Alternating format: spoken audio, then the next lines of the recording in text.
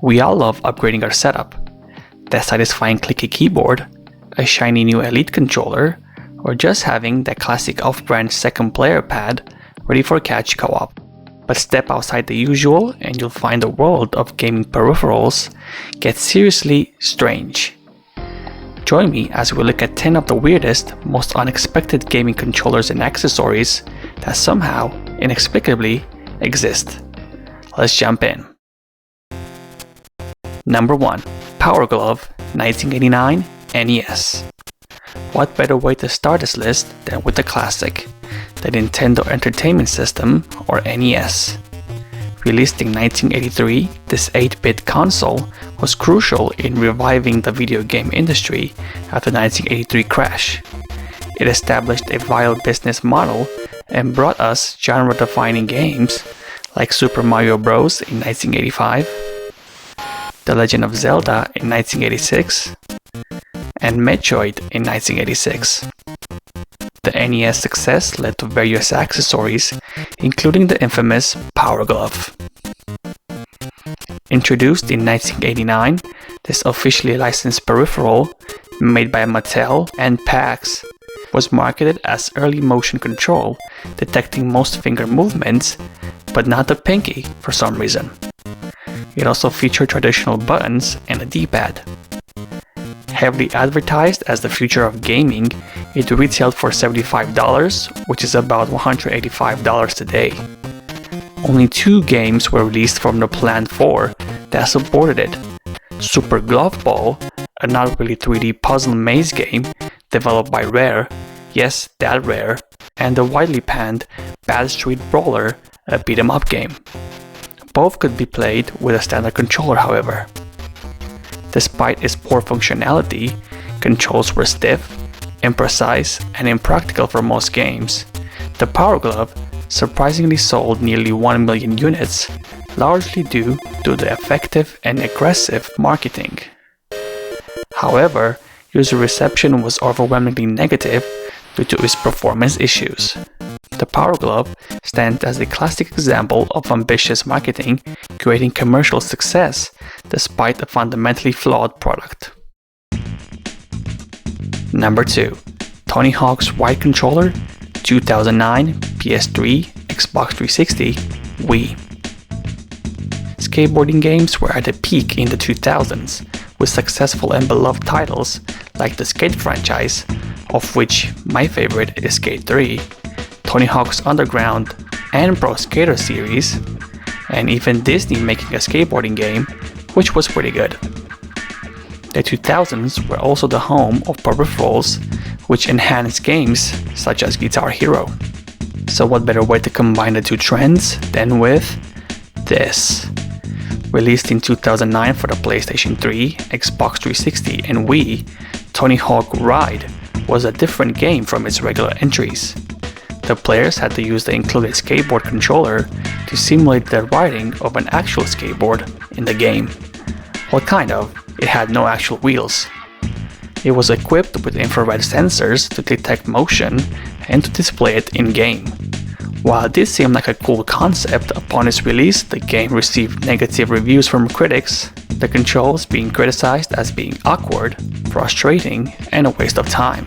The game would go on to sell 144,000 copies in its first month, retailing for $120. Despite its negative reviews, the game would receive a sequel called Tony Hawk Shred in 2010, also using the same skateboard controller and also costing $120, but this time introducing a snowboarding mode to the series, support for avatars and Miis for 360 and Wii versions, and it will also have a surfing mode, but it was scrapped due to low funds. The sequel will sell way less than the first one, with just 3,000 copies in its first week. Number 3. Boktai, The Sun Is in Your Hand, 2003 Game Boy Advance. We've seen motion controls and skateboard simulators, but what about harnessing the power of the actual sun? That's exactly what Hideo Kojima, yes, that Hideo Kojima, and Konami decided to do with Boktai, The Sun is in Your Hand for the Game Boy Advance, released in 2003. While the GBA itself isn't a peripheral, the game's cartridge certainly was unique. Tucked into the back of the Boktai cartridge was a small, rather odd-looking photometric light sensor. This wasn't just for show, it was fundamental to the gameplay. In this action-adventure RPG, you played as a vampire hunter whose main weapons were powered by sunlight. To literally recharge your in-game solar weapons, you had to take your GBA console outside and expose the cartridge to real-world sunlight. The game even required you to set your local time and time zone so it could track the sun's position. If you're caught in dungeon at night, or if it was a cloudy day and your solar energy ran out, you were in trouble and forced to rely on stealth and avoidance until you could find some rays. This incredibly innovative, albeit slightly inconvenient mechanic made Boktai a critical success, praised for its unique integration of the real world into the game.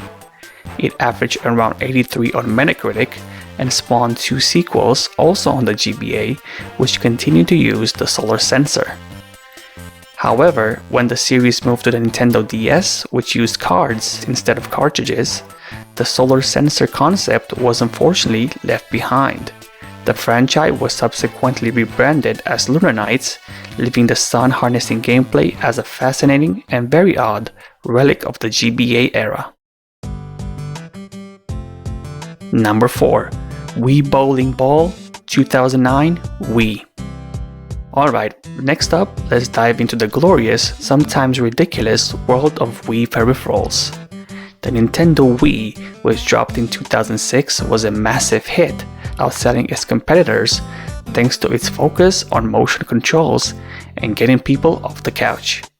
A huge part of its initial success was the bundled in-game Wii Sports, which turned living rooms into impromptu bowling alleys, tennis courts, and boxing rings using the iconic Wii Remote.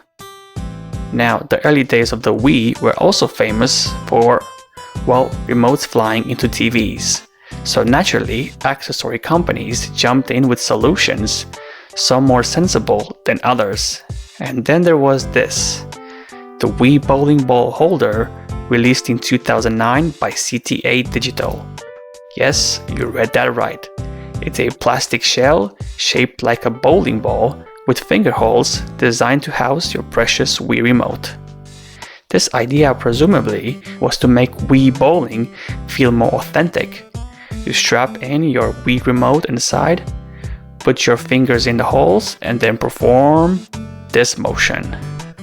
That's right, you absolutely did not actually throw this bowling ball across your living room, thankfully for your TV. It worked with bowling games like Wii Sports and was often purchased alongside Brunswick Pro Bowling, a game released in 2007 by Point of View, which you may recognize from my 10 more infamous cancelled games video as being co-developers of Sonic Extreme for the Sega Saturn.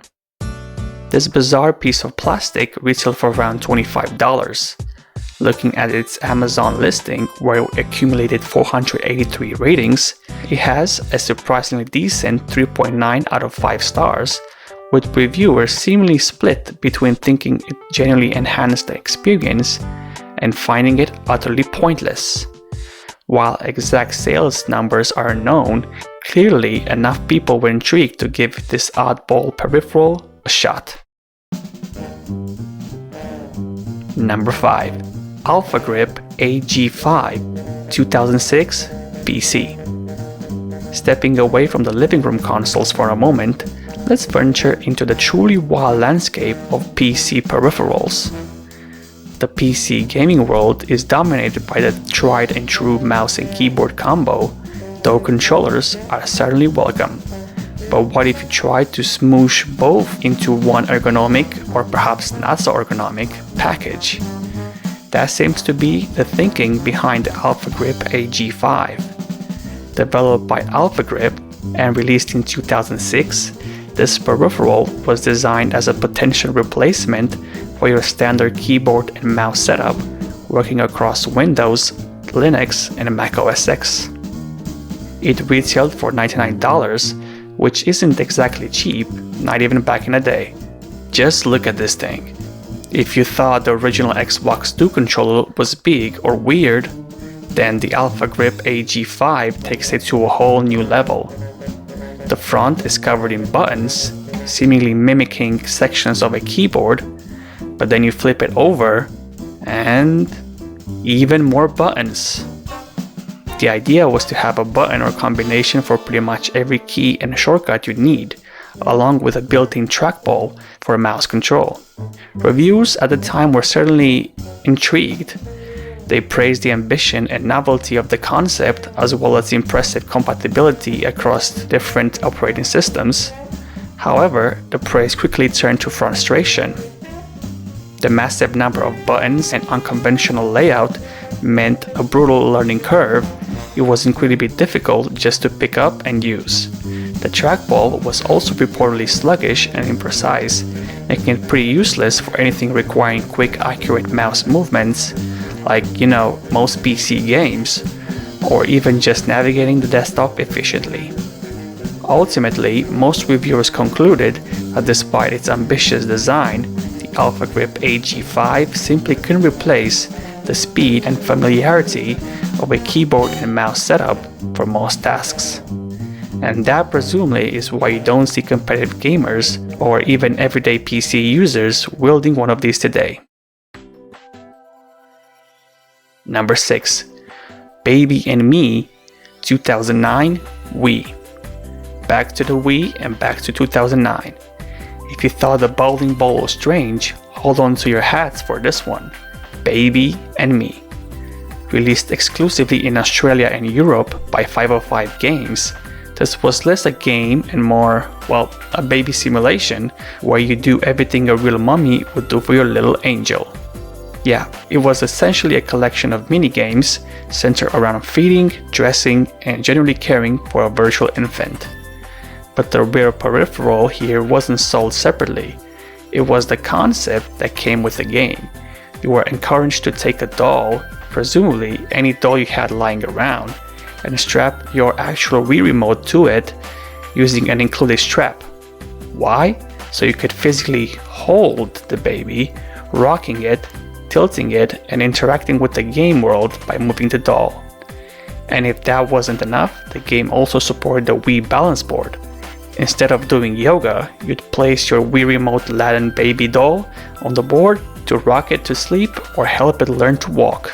Imagine the horror of your baby crying out the tiny distorted speaker of your Wii remote strapped to a toy. This feels like exactly the kind of game hardcore Xbox 360 and PS3 gamers were joking about the Wii. Being such an obscure region-locked release, sales figures are pretty much non-existent. It currently holds a dismal 2.7 out of 5 stars on Amazon, which probably tells you all you need to know about the actual gameplay experience. Origin retailing for around £15, this is peak oddball shovelware with a twist from the height of the Wii's casual gaming boom. Number 7. Atari Mindlink, Unreleased, Atari 2600. We've all probably fantasized about what it would be like to read minds and control things with our minds, and back in the early 1980s, Atari apparently thought they could make that a reality for the Atari 2600. Enter the Atari Mindlink. Intended for release way back in 1984, the Mindlink wasn't a traditional controller. Instead, it featured a headband that you'd strap onto your forehead. The idea was that it would read electrical signal voltage from your forehead, specifically detecting eyebrow movements. These movements were then supposed to be translated via infrared sensors into in-game actions. Talk about cutting edge for 1984. Just looking at the concept art and prototypes, this thing screamed futuristic 80s sci-fi. Its proposed slogan was even the state of the art for the state of your mind. Like the Power Glove, Atari had a few games lined up to support it before its planned launch. Bionic Breakthrough, which was a breakout clone, Mind Maze, a card prediction game, and Telepathy, a kind of platformer mixed with a mind-based game. However, despite its futuristic vision, the Atari Mindlink never saw the light of day. Extensive testing revealed a pretty significant problem. Players found themselves constantly furrowing their brows or moving their foreheads to try to control the game, which led to frequent headaches and dizziness. Turns out, making people strain their faces for extended periods of time doesn't result in fun gameplay. So the Mindlink and its dedicated games were quietly cancelled, leaving it as a fascinating, if slightly painful, footnote in the history of ambitious, failed peripherals. Number 8. Konami DDR Handpad 2000, PlayStation 1, PlayStation 2. From awkward motion controls and forehead sensors, let's move to something a little more rhythmic. Dance Dance Revolution, or DDR, is a massive music game franchise from Konami that really pioneered the rhythm and dance genre, even pushing games as a form of exercise. Starting in the arcades in the late 90s and hitting the West around 1999, DDR got players literally on their feet, stepping on arrows on a stage in time with the music. Simple concept, incredibly fun, and surprisingly challenging at higher levels. Naturally, with that kind of arcade success, DDR got ported to consoles like the PlayStation and PlayStation 2. While you could play it on a standard controller's D-pad, the real experience came with those large, foldable plastic dance mats you'd lay on the floor. But seemingly not content with just letting people use their feet or a regular controller, Konami also released this, the DDR hand controller. Released around 2000 for the original PlayStation and later compatible with the PS2, this thing retailed for about $20. What is it? Well, it's essentially a miniature handheld version of two DDR solo stages placed side by side. It features 12 large, clicky, directional buttons arranged in the familiar up, down, left, right, and diagonal pattern of the game's arrows. There's not a D-pad, analog stick, or shoulder button in sight. It's purely designed for you to tap out the rhythms with your fingers or thumbs instead of your feet. Critics at the time appreciated novel design and noted the stiff buttons felt good for practicing patterns. However, the general consensus was that it wasn't a necessary purchase. Playing with a regular DualShock controller was perfectly viable, and obviously the plastic mat offered the authentic experience. As a somewhat obscure peripheral that wasn't a must-have, the DDR hand controller has actually become a bit of a collector's item. Good luck finding one for the original $20 price tag now. They often pop up on sites like eBay, going for over $100. Number 9. Exciting Boxing's Inflatable Controller, 1987, Famicom. Konami is clearly no stranger to making weird peripherals, and we're heading back in time, the NES era, or Famicom in Japan, for the next oddity. Released in 1987 for the Famicom, Exciting Boxing was a boxing simulation game, but it came bundled with perhaps one of the most physically interactive peripherals ever conceived for a home console at the time. Forget motion controls or dance mats, this peripheral was an inflatable plastic stand with a picture of a boxer printed on the front. To play this game, you first had to inflate the stand and then, quite literally, punch it. The stand contained sensors that would register your physical hits, transmitting that information back to the game cartridge, where your punches would be displayed on screen as you try to defeat a series of 7 champion boxers. The goal was to jab and hook your way through different weight classes, from flyweight all the way up to heavyweight. Konami went all in with the presentation. The complete package was quite something, including the game cartridge itself, though you could reportedly buy and play the game separately with just a standard controller, which kinda defeats the point. It also contained the inflatable controller, a foot pump to inflate it, the manual, a Konami collector card, and even 2 sets of knitted boxing gloves. While the original price for this bizarre package isn't widely known, it has become quite a rare find for collectors. That complete set with the inflatable controller and all the extras can fetch upwards of $1,000 on places like eBay today, while even just the game cartridge alone can go for over $60. It's a truly unique example of an attempt to bring physical sports simulation into the home console space, even if it meant literally boxing your furniture. Number 10. Dragon Quest Slime Controller 2017 PlayStation 4. For our final odd peripheral, we're heading to the beloved RPG series, Dragon Quest. While games like Dragon Quest XI Echoes of an Elusive Age are celebrated for the classic JRPG charm, engaging stories, and Akira Toriyama's iconic character designs, the series is perhaps most universally recognized for its adorable, tear-shaped mascot, the slime. These simple yet undeniably cute blue blobs are everywhere in the Dragon Quest universe, and they've spawned a truly massive amount of merchandise. And that merchandise includes controllers. Accessory maker Hori has a history of turning the slime into a video game peripheral. This isn't just a paint job, its controller is literally shaped like a slime. The most prominent version people remember is likely the one for the PlayStation 4, released around the time of Dragon Quest XI's launch in 2017. Imagine a rubbery Hershey Kiss shaped blue blob. That's the controller. You pick it up and seemingly out of nowhere, if you flip it over, you'd find a fully functional DualShock 4 layout hidden on the underside. This PlayStation 4 version retailed for a hefty $160, which is quite a lot for a controller, especially one shaped like this. And as mentioned, this wasn't the first.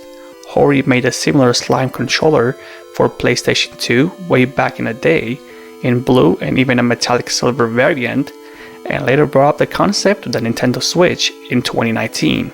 While no one can deny it's cute and a must-have for hardcore Dragon Quest fans, the slime controller is by all accounts not exactly a paragon of ergonomic design. Its awkward shape makes it uncomfortable for extended play sessions, and the rubbery coating, while contributing to the slime feel, apparently gets quite sticky over time with use and exposure to air. Thankfully, the controller usually came with a nice display stand, hinting that perhaps its primary purpose isn't rigorous gameplay, but rather serving as a delightful, albeit impractical, piece of Dragon Quest memorabilia. It's odd, it's obscure, and it's perfectly slime. And there you have it, 10 odd and often impractical controllers and game concepts that dare to step outside the box, trying to deliver something truly different from your standard gaming experience. From inflatable punch bags to forehead sensors and controllers shaped like adorable, sticky blobs, the world of gaming peripherals is a wild and wonderful place. If you enjoyed the video, don't forget to hit the like button, subscribe for more deep dives into gaming history, and make sure you ring the bell so you don't miss out on future uploads. Thanks so much for watching, and I'll see you in the next one.